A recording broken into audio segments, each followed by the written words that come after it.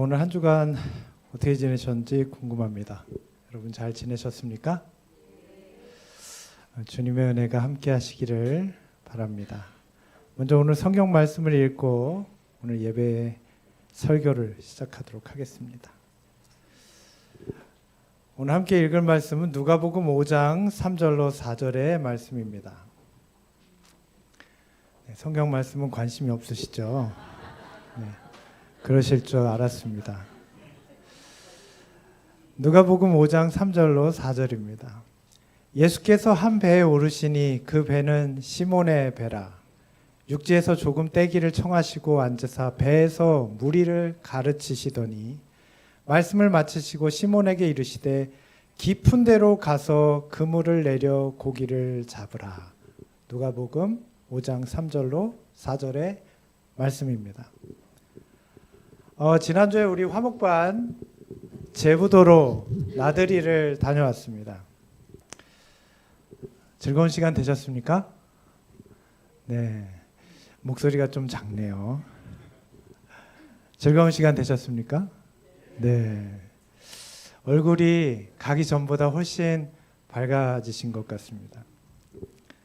이렇게 하루, 지난주 오늘 안교장님 멘트처럼 날씨가 정말 10점 만점에 11점이었습니다. 정말 좋은 날씨에 우리 어르신들, 화목반 어르신들 모시고 즐거운 시간을 보냈습니다. 우리가 제부도에 가서 바닷가에서도 걷기도 하고 또 우리 장로님 물이 들어와서 물에 빠질 뻔도 하고 네, 잘 몰랐는데 저도 뛰어오다가 주머니에 있는 게 다 빠졌더라고요. 네, 집에 와서 안타까워했습니다. 네. 그리고 또 우리가 그 야자수습 카페 갔는데 제주도인 줄 알았어요. 네, 여기 사진에는 없지만 정말 아름답습니다. 화성에 그런 데가 있다는 것을 처음 알았습니다. 정말 큰 즐거운 시간이 되었습니다. 기도해 주시고 또 후원해 주시고 도와주신 많은 교회 성도님들께 감사드리고 또 건강하게 함께 다녀오신 우리 화목반 우리 어른 성도님들 분들 또 함께 하셨던 분들에게 건강함과 하나님의 은혜가 함께 있기를 바랍니다. 오늘 저는 시대소망 25장에 있는 내용을 중심으로 그대의 절망을 은혜로 채우신다 이런 제목의 하나님의 말씀을 함께 나누도록 하겠습니다. 우리가 보게 될 오늘 성경의 한 장면은 이 누가복음의 내용입니다. 누가복음 5장의 내용인데요. 어쩌면 우리는 지금 성경에서 가장 아름다운 명장면을 보고 있는지도 모르겠습니다. 인간으로 오신 하나님께서 어부의 배에 앉아서 많은 사람들에게 복음을 전하고 계십니다. 얼마나 아름다운 장면이에요. 영화의 한 장면 같죠? 수채화 같아요. 정말 천사들이 바라볼 때도 이 장면은 정말 가장 감동스러운 장면이 아닐까 생각됩니다. 여러분, 하나님의 복음은 이런 이야기입니다. 우리는 절망적이지만 하나님께서는 이런 우리를 얼마나 아름답게 사랑하시는지를 보여주는 것이 바로 성경이 우리에게 전해주는 복음이에요. 신약의 복음서들은요, 주님의 제자들이 쓴 이런 이야기입니다. 오늘 주님께서는 이 갈릴리에 수많은 사람들이 가난하고 병들고 또 사회에서는 인정받지 못하는 또 여러 가지 삶의 문제가 있는 수많은 사람들이 주님을 만나서 그 말씀을 듣고 또 그분의 치료와 은혜를 경험하기 위해 그 많은 사람들이 온 거예요. 사람들이 점점 많아지니까 어떻게 돼요? 서 있는데 자리가 점점 뒤로 밀려납니다. 더 갈 곳이 없어요. 근데 마침 거기에 누가 있었어요? 주님의 어부인 제자들, 네, 나중에 베드로와 또 안드레와 또 요한과 야고보 있는 것입니다. 그들의 배에 올라가셨어요. 배를 조금 육지에서 띄웠습니다. 그리고 이렇게 물결에 흔들리는 배 위에서 사람들에게 말씀하시는 거예요. 얼마나 아름다워요. 저도 한번 해봤으면 좋겠습니다. 배를 띄울 데가 없어서. 네. 자, 이런 아름다운 장면이에요. 이 복음의 이야기입니다. 이걸 성경은 잘 기록하고 있습니다. 저는 이 사복음서 중에서 이 누가복음이 제일 실감나는 것 같아요. 이 누가복음에는요, 다른 복음서, 그러니까 성경에 사복음이 있는데 마태, 마가, 누가, 요한이죠. 좀 내용이 자세하고요, 좀 생동감 있게 기록되어 있습니다. 누가복음이요. 그 왜 그런가 하고 말씀을 준비하면서 누가복음을 봤는데, 저는 이런 내용이 있는 걸 이번에 또 처음 발견했습니다. 누가복음 1장에서 누가는 그의 기록을 이렇게 시작합니다. 우리 중에 이루어진 사실에 대하여 처음부터 목격자와 말씀에 일꾼된 자들이 전하여. 자, 여기 보면 목격자라는 말이 나옵니다. 그러니까 누가복음은요, 생동감 있게 느껴지는 이유가 있는데 왜 그래요?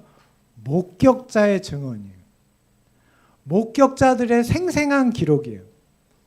주님의 제자들과 예수님을 따르던 많은 사람들이 직접 목격한 생생한 내용들을 지금 우리는 살펴보는 것입니다. 설레지 않으십니까? 목격자들의 기록이에요. 마치 2000년 전에 갈릴리로 돌아간 것 같아요. 이야기를 듣다 보면 이 갈릴리 호수인데 바다처럼 넓은 그곳에 물결 소리가 들리는 것 같아요. 자, 그런데 이 아름다운 장면의 이면에는요, 이러한 감동스러운 이야기 외에 또 다른 이야기가 숨겨져 있습니다. 역시 생생한 이야기지만 이 이야기는 삶의 실패와 허무에 대한 이야기입니다. 이 실패라는 무거운 짐이 이 어부 베드로의 어깨를 짓누르고 있었습니다. 지난 밤새도록 이 갈릴리 호수에 그물을 던졌지만 지금 베드로의 눈앞에 있는 건 빈 그물이에요. 텅 빈 그물만 덩그러니 있는 것입니다.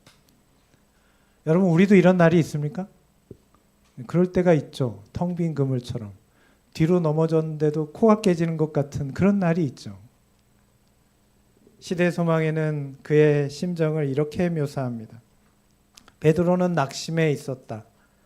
그가 빈 그물을 주목하여 볼 때 장래는 암담해 보였다. 여러분, 이런 경험 있으십니까? 빈 그물처럼 암담한 미래에 대한 그런 낙담과 허무의 경험이 있으세요? 요즘 화물차 기사분들이 그렇게 얘기합니다. 한 달에 기름값만 160만 원이 나간대요.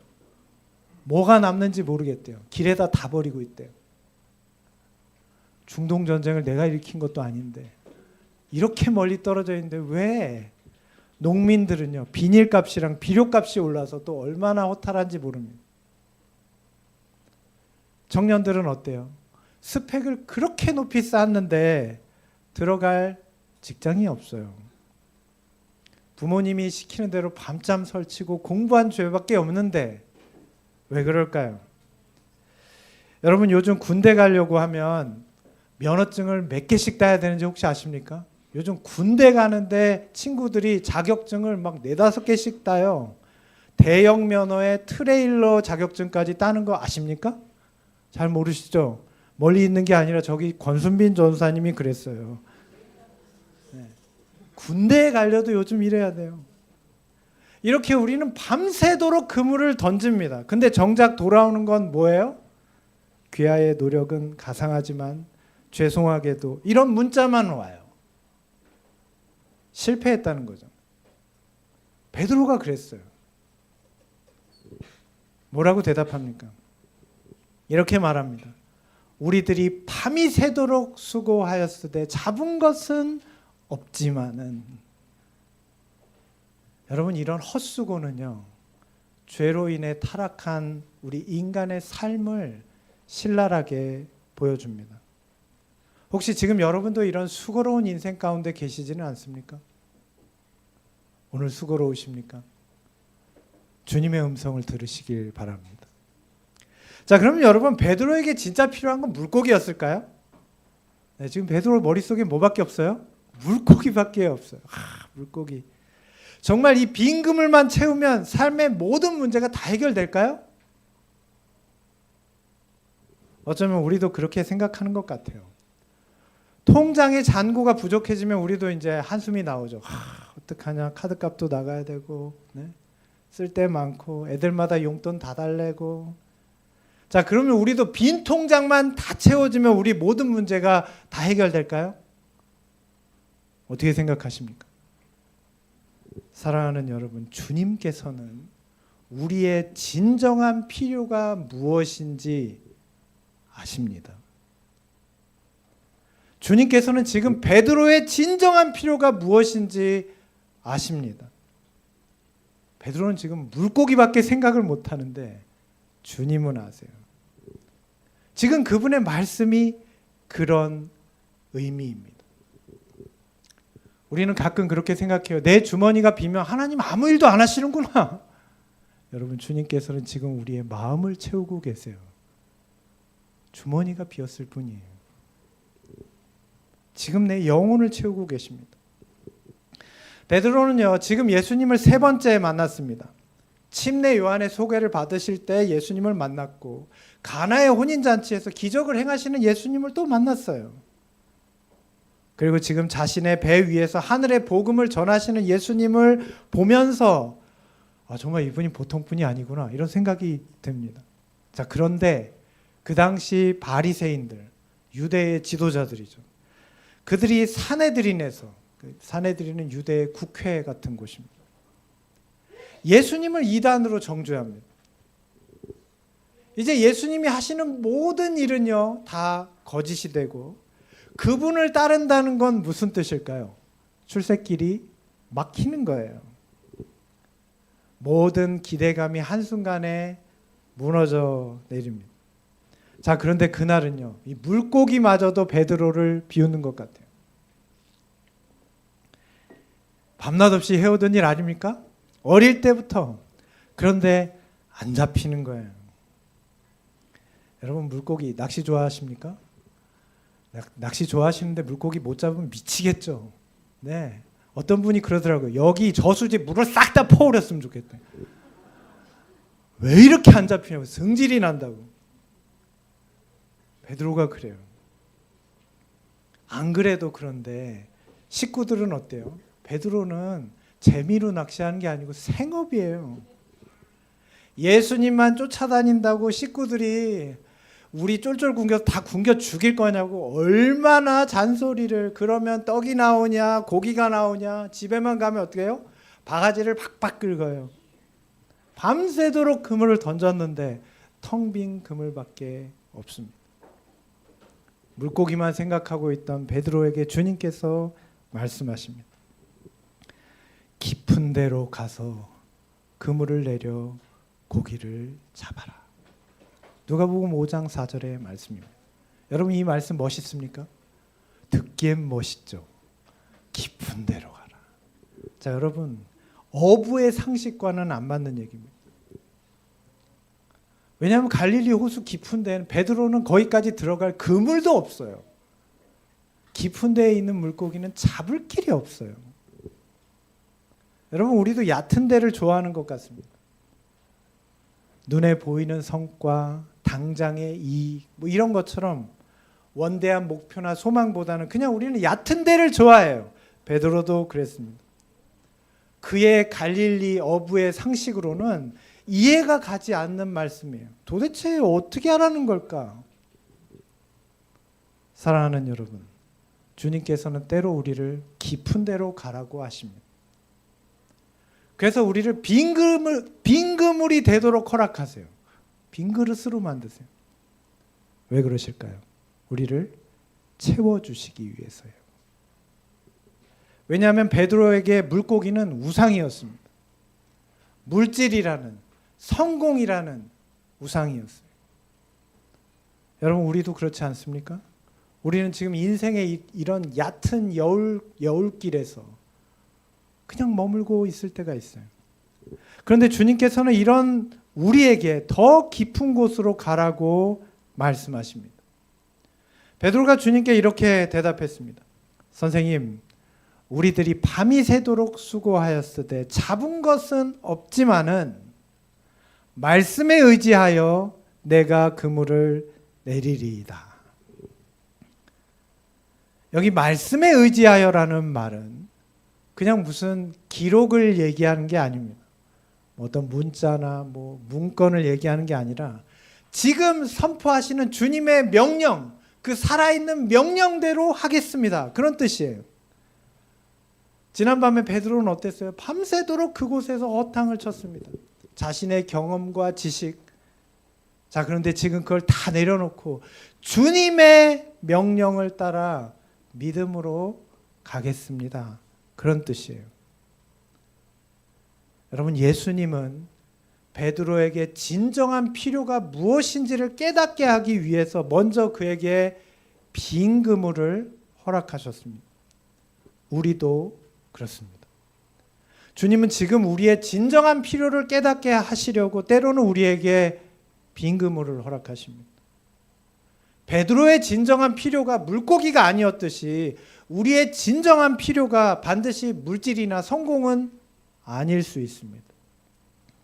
우리는 지금 우리의 얕은 경험과 지식을 내려놓고 주께서 말씀하신 깊은 곳으로 나아가야 합니다. 이게 말씀을 의지하는 삶이에요. 깊은 곳으로 가는 경험이에요. 자, 그런데 이 누가복음은요, 정말 목격자의 기록인 것 같아요. 지금 이 주님의 명령에 대한 베드로의 대답을 보시면 참 재미있는 내용이 있습니다. 자, 여기 베드로가요, 5절에서 예수님을 처음에 뭐라고 부르냐면 선생님이라고 불러요. 이 에피스타타라는 말입니다.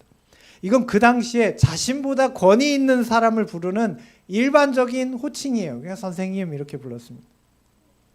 그런데 주님께서 그 깊은 곳으로 그를 인도하셔서 어마어마한 물고기를 모아서 주셨잖아요. 어부의 상식으로는 상상할 수 없는, 그것도 대낮에 밤에만 낚시를 했거든요. 이 기적을 경험한 후에 8절에서 베드로는 뭐라고 그러냐면 주님이라고 불러요. 퀴리에라고 부릅니다. 자, 이 말은요, 단순한 존경을 넘어서 그분을 전능하신 하나님으로 만났다는 뜻이에요. 선생님에서 주님으로 바뀝니다. 주님이란 말은요, 경외심의 표현입니다. 우리는 그냥 일반적으로 쓰지만 그 당시에 베드로가 했던 주님이란 말은 경외심의 표현이에요. 여러분, 경외심이란 말을 아십니까? 일반적으로 쓰는 말이 아니죠. 우리가 일상생활에서 이런 말을 쓸 때가 거의 없어요. 인간의 마음 깊은 곳에 와닿아 있는 그런 마음입니다. 하나님이 어떤 분인지 깨달았을 때 나의 진정한 모습과 필요를 알게 되는 것, 그게 경외심이에요.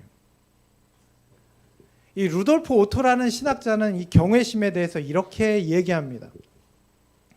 경외심은 두렵고 떨리는 신비라고 말합니다. 하나님의 압도적인 거룩함 앞에서 인간이 느끼는 전율과 두려움이 경외심이에요. 또한 경외심은요, 그 거룩함의 아름다움에 매료돼서 떠나지 못하고 머물고 싶은 그런 매혹적인 신비를 경외심이라고 합니다.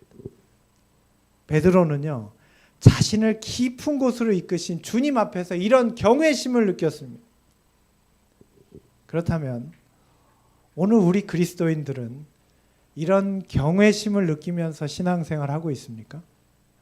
여러분, 교회에 오시면 경외심을 느끼십니까? 요즘 많은 사람들이 교회를 다니지만 이런 경외심은 경험하지 못하는 것 같아요. 우리는 너무나 얕은 신앙을 하고 있어요. 우리는 왜 경외심을 잃어버렸을까요? 첫째는 우리가 너무 익숙해져 있기 때문입니다. 이 깊은 곳으로 가는 경험은요, 이 베드로에게 반드시 필요했습니다. 자, 그런데 베드로에게 예수님은 이미 어떤 분이에요? 익숙한 분이에요. 세 번째에 만나는 거예요. 아, 저분 훌륭하다더라. 보니까 말씀도 잘해. 아, 저분이 또 능력이 있어. 익숙하게만 느껴지는 거예요. 그런데 지금 베드로는 어때요? 예수님 앞에서 엎드렸습니다. 주님의 위엄을 경험했어요. 경외심이 생겼어요. 여러분, 지금 우리는 예수님을 너무 익숙한 분으로 여기고 있지 않습니까? 너무 익숙하죠. 뭐 교회 왔으니까 뭐 예배도 드리고 뭐 교회 왔으니까 예배 드리는 거지 뭐. 예수님 뭐 예수님이지. 아유, 얘기 오래전에 많이 들었는데. 자, 그런데 우리는 주님의 위엄 앞에 서본 적이 없어요. 주님의 위엄 앞에 서야 합니다. 경외심을 가져야 합니다. 이게 깊은 곳으로 가는 경험이에요. 또한 베드로에게는요, 필요의 함정이라는 게 있어요. 베드로의 눈에는 지금 뭐만 보여요? 물고기만 보여요. 이거 어디서 잡아가지고 이거 시장에 팔아가지고 빨리 이거 사고, 물고기만 보이는 거예요. 그런데 지금 베드로는 이 물고기 너머에 누구를 보았어요? 주님을 보았어요. 그래서 사도가 되었습니다. 베드로가 물고기만 봤다면 그의 인생은 업으로 끝났을 것입니다. 물고기 너머에 주님을 봤을 때 그는 제자요 사도가 되었습니다. 지금 여러분, 우리가 삶의 필요에만 우리의 눈을 둔다면요, 우리는 그냥 이렇게 살다가 이렇게 죽을 겁니다. 사람들이 다 그래요. 우리는 주님을 볼 수 없습니다. 나의 필요를 넘어서 주님을 바라보아야 합니다. 참된 경외심은요, 자신의 필요를 넘어서 그 필요를 채우시는 하나님이 보일 때 생겨납니다. 오늘 예수님을 바라보시길 바랍니다. 성도 여러분, 주님은 지금 이 빈 배에 물고기 채우려고 베드로 앞에 나타나신 게 아니에요. 지금 베드로는 하나님의 위엄을 예수님을 통해 보았습니다. 그의 마음은 경외심으로 충만해졌습니다. 그리고 자신의 텅 비어 있는 상태를 보게 되었어요. 정말 텅 빈 건 그물이 아니었어요. 뭐가 텅 비어 있어요? 베드로의 마음이요. 텅 비어 있어요. 오늘 우리는 이 예배를 통해서 주님의 위엄을 경험합니까? 오늘 우리는 예배를 통해서 경외심을 발견하고 있습니까? 오늘 베드로는 자신의 진정한 필요를 깨달았습니다. 자기 유익만을 쫓아다니던 자신의 죄를 깨닫게 되었습니다. 회개하였습니다. 변화됐습니다. 이제 필요를 채우기 위해서 사는 것이 아니라 사명을 위해서 사는 사람이 되었습니다. 사랑하는 여러분, 오늘 우리에게도 이런 놀라운 변화가 있게 되기를 간절히 바랍니다. 오늘 이 베드로가 주님께 그 경외심 앞에서 이렇게 고백합니다. 주님, 저를 떠나주십시오. 저는 죄인입니다. 이 경외심의 발로예요. 이 경외심을 가진 사람은 누구나 회개하게 됩니다. 자연스러운 일이에요. 네, 뭐 회개하라고, 잘못했으니까 고치라고, 이렇게 하지 말라고. 여러분, 아이들한테 얘기해 보세요. 너 이렇게 하는 게 맞아? 그럼 애가 아니에요, 제가 잘못했습니다. 어머니, 다음부터 잘하겠어요. 이러는 애 한 명도 없어요. 내가 뭘 잘못했냐고 그래요. 왜 엄마 말이 다 맞냐고 그래요. 그런데 예수님을 경외심으로 바라보는 사람은요, 다 회개하게 됩니다. 자연스럽게 그렇게 돼요. 자, 그런데 여기 베드로가 말하잖아요. 주님, 저를 떠나십시오. 근데 경외심이 생기면 떠나는 게 아니라 주님과 더 가까워집니다. 경외심은 무서워하는 것과 달라요. 무서움은 안 가까이 하죠. 자, 그런데 경외심으로 주님을 바라보는 사람은 두렵고 떨리는데 더욱 가까이 가고 싶어요. 아담이 그랬고 에녹이 그랬습니다. 모세가 그랬어요. 주님의 제자들도 그랬습니다. 오늘 우리의 진정한 필요는 주님을 향한 경외심이 있어야 하는 것입니다. 이 경외심이 우리에게 필요한 것이. 베드로는 그렇게 말합니다.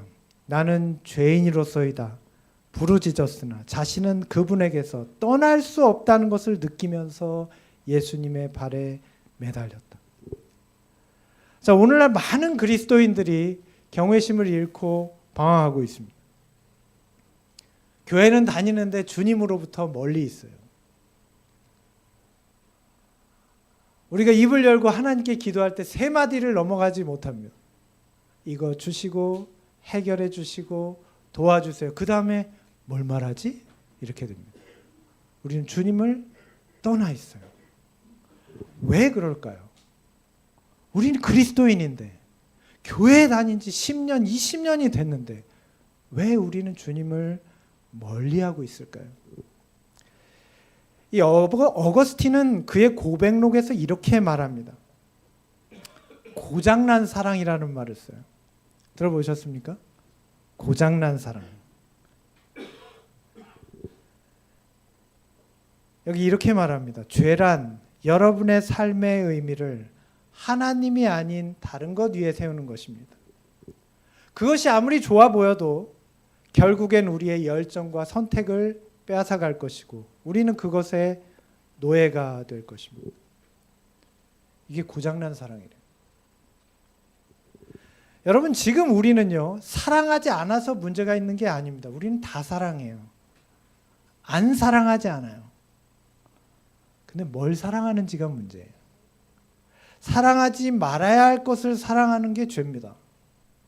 고장난 사랑입니다. 참 사랑의 구별은 매우 명확합니다. 사랑하지 말아야 할 것이 명확할 때 참 사랑이 이루어져요. 자, 여러분, 이 여인만 사랑하겠습니다. 다른 여인은 사랑하지 않겠습니다. 해야 결혼이 이루어져요. 이게 안 되면 결혼은 성립이 안 됩니다. 얘도 좋고 얘도 좋고 쟤도 좋고 다 좋아요. 그럼 결혼은 안 됩니다. 그냥 그렇게 살면 될지 모르지만 결혼은 안 돼요. 여러분, 에덴 동산의 모든 실과를 다 먹을 수 있어요. 자, 그런데 선악과는 안 됩니다. 이게 참사랑이에요. 왜요? 얘도 좋고 쟤도 좋고 쟤도 좋으면 이거는 안 되는 거예요. 참사랑은 사랑하지 말아야 할 것과의 구별이 명확해야 합니다. 사람들은요, 고장난 사랑을 하고 있어요. 여러분, 돈을 좋아하면 문제입니까? 아니에요? 여러분, 돈 좋아하십니까? 네. 자, 근데 돈을 다 좋아하면 안 돼요. 여기 있는 돈도 좋고 저 사람 돈도 좋고 은행에 있는 돈도 좋고 다 좋아. 그러면 도둑이죠. 내 돈만 좋아해야 돼요. 사람들은 고장난 사랑을 하고 있습니다. 하나님 아닌 다른 것을 더 좋아해요. 주님보다 돈이나 명예를, 건강이나 쾌락을 더 좋아합니다. 더 사랑해요. 고장난 사랑입니다. 고장난 사랑은 죄로 갑니다. 죄의 쌀악은 자라기 시작해요. 그리고 우리를 사망으로 이끕니다. 그래서 우리는요, 역사상 가장 풍족한 시대에 살고 있는데, 네, 옛날 임금님보다 우리가 더 잘 살아요. 네, 우리는 겨울에도 딸기 먹고요, 수박도 먹어요. 임금님도 겨울에 수박 못 드셨습니다. 근데 우리는 왜 가장 우울하고 가장 외로운 삶으로 끝마칠까요? 고장난 사랑을 하고 있기 때문에 그래요. 이렇게 풍족한데. 제가 말씀을 준비하면서 최근 이런 통계를 접하고 큰 충격을 받았습니다. 한 리서치에서 조사를 했는데 우리나라 국민의 76.3%가 안락사를 원합니다. 응답자의 76.3%가 안락사 합법화에 동의했어요. 찬성한다는 거예요. 여기 내용에 보면요, 남은 삶은 그렇게 중요하지 않대요. 우리는 이제 사는 것에 큰 의미를 두지 않게 됐어요. 놀랍죠? 이렇게 잘 사는데 사람들이 원하는 게 뭐예요? 편안하게 죽는 거. 우리 어린이들은 전혀 이해 못할 거예요. 지금 청년들은 이렇게 열심히 살고 있는데 우리의 소망이 결국 뭐예요? 편안하게 죽는 거. 그냥 약물 버튼 눌러가지고 그냥 어느 날 죽는 거. 그 우리의 삶의 의미가 뭡니까? 이렇게 많은 사람들이 그걸 원해요. 이렇게 물질이 풍족한데, 이렇게 편리해졌는데 왜 우리는 사는데 의미를 두지 못할까요? 왜냐하면 하나님에 대한 경외심을 상실한 인간의 결말은 우울함과 외로움이에요. 아무리 가져도 아무리 누려도 만족하지 않아요. 오늘 우리에게는 경외심을 회복해야 합니다. 오늘 그리스도인들은 어떨까요? 이 닐 콜이라는 신학자는 오늘날 기독교에 대해서 이렇게 평합니다. 중산층이고 안정적인 주거지에 살면서 보수적이며 복음주의적인 교회들은 그들의 삶의 방식이 마치 이 신약에 등장하는 제자들과 같다고 생각한다. 그런데 실제로는 뭐에 더 가까워요? 자본주의 사회의 소비주의에 더 가깝다. 무슨 뜻이냐면 많은 그리스도인들이 넉넉하고 풍족하게 살면서 마치 자신들이 성경에 나타난 제자들의 삶을 살고 있다고 착각한다는 거예요. 자, 그런데 실제로 우리의 삶은 자본주의의 많은 소비자들과 비슷하다. 다를 바 없다는 거예요. 교회에 다니지만 우리가 복음적이지는 않다는 겁니다. 지금 우리는 어떻습니까? 베드로에게 진정한 필요는 물고기가 아니었습니다. 그런데 오늘 우리의 기도와 오늘 우리의 생각과 오늘 우리의 마음은 어디에 기울어져 있어요? 물고기 아닙니까? 물질이나 명예, 육체적인 건강이나 쾌락 아니에요? 오늘 우리에게 진정한 필요는요, 주님을 만나는 더 깊은 경험입니다. 오늘 주님을 향한 경외심을 회복하게 되시기를 바랍니다. 오늘 요한일서 4장 9절에서 이렇게 말씀하십니다. 하나님의 사랑이 우리에게 이렇게 나타난 바 되었으니 하나님이 자기의 독생자를 세상에 보내심은 그로 말미암아 우리를 살리려 하심이라. 여러분, 세상에 주님께서 오신 이유는 우리를 망하게 하시려는 것이 아닙니다. 우리의 무엇을 빼앗으려 하심이 아닙니다. 오늘 우리를 살리려 하심임을 기억하시길 바랍니다. 이게 우리에게 나타난 하나님의 사랑입니다. 주님은 우리를 망하게 하시는 분이 아니에요. 오늘 우리 삶에 우리의 그물이 빈 것은 오늘 우리를 그분의 충만함으로 채워주시기 위함입니다. 그런데 우리는 그 빈 그물에 다른 걸 채우길 원해요. 물질의 풍요, 삶의 쾌락, 만족. 근데 그런 거 채워보십시오. 안 채워집니다. 오늘 우리는 주님께 대한 경외심이 필요합니다. 오늘 주님께서 우리를 어떻게 생각하십니까? 우리가 낙담하고 포기하길 원하실까요? 지난 한 주의 삶을 생각해 보세요. 나는 이렇게 실패했고 이렇게 어려웠고 이렇게 낙담했고, 그런데 주님께서는 오늘 우리에게 말씀하세요. 우리가 함께 읽을까요? 시작. 주님께서 만민의 주님이 되시고 당신의 이름을 찾으며 부르며 찾는 모든 사람에게 풍성한 복을 내리십니다. 오늘 주님께서는 그분의 이름을 부르고 찾는 모든 사람들에게 풍성한 복을 내리시길 원하십니다. 사랑하는 여러분, 오늘 이 예배를 통해서 더 깊은 곳으로 나아가게 되시길 바랍니다. 삶의 얕은 곳에서 그저 이 그물에, 빈 그물에 삶의 얕은 지식과 경험들이 채워지길 바라면서 머무르지 마시고 깊은 곳으로 나가십시오. 내 지식과 내 경험에 얽매여서 저긴 아무것도 없을 거야 하지 마시고 오늘 주님의 명령을 따라서 그 깊은 곳으로 나아가게 되시기를 바랍니다. 이제 우리 신앙의 더 깊은 경험을 위해서 이렇게 실천해 보시길 바랍니다. 여러분의 한계를 고백하시길 바랍니다. 오늘 베드로는요, 자신의 빈 배를 대면했습니다. 여러분, 우리 빈 배를 보면 다 실패한 것 같죠? 패배자처럼 느껴질 것 같아요. 돈이 없으면, 요즘은 자본주의에서 돈 없으면 아무것도 없는 거죠. 다 필요 없죠. 돈만 있으면 다 되는 것 같죠. 여러분, 때로는 우리의 모습이 빈 그물처럼 느껴질 때도 있으실 겁니다. 실패한 게 아닙니다. 패배자의 모습이 아니에요. 사실은 기적의 시간입니다. 오늘 주님을 닮기 위한 기적의 시간이에요. 나의 삶이 빈 그물 같을 때 거기에 채워져야 될 것은 다른 것이 아니라 누구예요? 예수님입니다. 주님을 닮기 위해 기도하시고 자신의 무력함을 인정하시고 주님께서 이런 나를 변화시킬 수 있으심을 믿으시길 바랍니다. 두 번째, 상식을 뛰어넘으시길 바랍니다. 베드로는요, 이 절망스러운 밤을 보내고 그 빈 그물 앞에서 실망하고 좌절할 수 있었지만 말씀을 의지해서 더 깊은 곳으로 나아갔습니다. 이건 상식 밖의 일입니다. 상식적으로는 깊은 데는 물고기가 없어요. 여기 있어야 되는데 지금 대낮이라 잡을 수도 없어요. 자, 그런데 베드로는 왜 나갔죠? 주님이 말씀하시니까 가보았습니다. 우리의 상식 밖의 일이고 우리에게는 없는 데이터입니다.